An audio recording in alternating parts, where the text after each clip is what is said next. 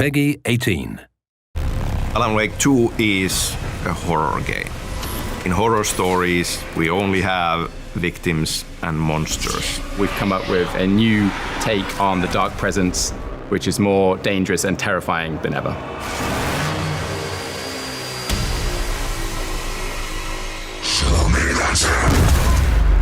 Horror for me is something that connects my basic primal fears with reality. I love things like atmospheric horror, psychological horror, haunted houses. I like it because the genre of horror has the guts to look at the things that you are too scared to look at yourself. I think a good horror can stick with you for days, sometimes even years. And I think if a good horror manages to give you that feeling, they've really captured something elusive and almost intangible and traumatize the audience in a really, really good way. I don't want to be in the story, just write me out of the story. I really like writing it because I don't have to be surprised by it in a way. I'm setting up surprise for other people. I can scare them. I don't have to scare myself. I'm in control.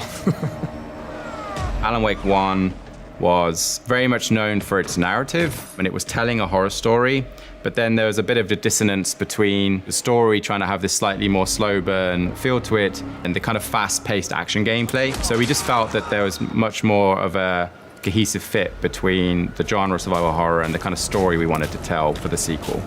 Is not so much about the body horror. It's the everyday weird. Things that look just perfectly fine, and then a twist comes and you're like, okay, what's going on here? Like using Dark Place as an example. Every single shadow, a moving piece, I'm looking at it, okay, what was there? The flashlight only illuminates a certain part of a scene, so it very easily focuses your attention in a certain composition.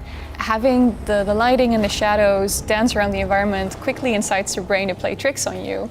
Essentially, what makes the environment scary is the atmosphere. So when you add the lighting and the music, that's when the fun begins.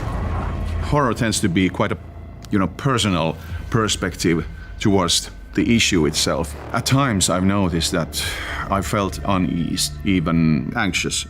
It's really interesting to bring yourself towards that edge musically. We've done a lot of sound design experimentation. For example, with the Dark Presence and Dark Presence Roar. What is that? How do we make that so evil? And we've listened to an enormous amount of different people screaming and animals trying to find the correct scream to fit the Dark Presence. I think we managed to make it feel like it's a place with a personality, with a pretty unique feel. We're trying to avoid a lot of the cliches. We're trying not to fall into those traps. So the sense of dread and anticipation is really there. Get away! Get away! The live action elements are part of the horror for sure. We are using blended video on top of the game footage for these very strange, nightmarish visions. Alan Wake as a franchise is very much supernatural, very dreamlike. So it allows us to kind of lean on that and then utilize live action in a way that doesn't feel disconnected from that kind of overall experience. Using live action filmed footage in our games comes from several different directions. Our games are set in a version of present day. And there I feel that building the world using the mediums that are present in our lives is important and makes it more believable and is just a very logical choice. We are almost like shifting through layers of reality, so we are falling into these live action bits that you see on the screen and experiencing that and then falling out of them again. Doing more live action is very, very exciting for me. Yeah. I love doing motion capture and all that, but being with you in the same room, it's fantastic. Each shot and each scene feels like a different story, and it's been great. I've never done anything like this. It's been cool. Cheers. Equipe. You always have an idea of what the game will be when you start out, and then more creative people who are better at your job than you are come on and do cool stuff.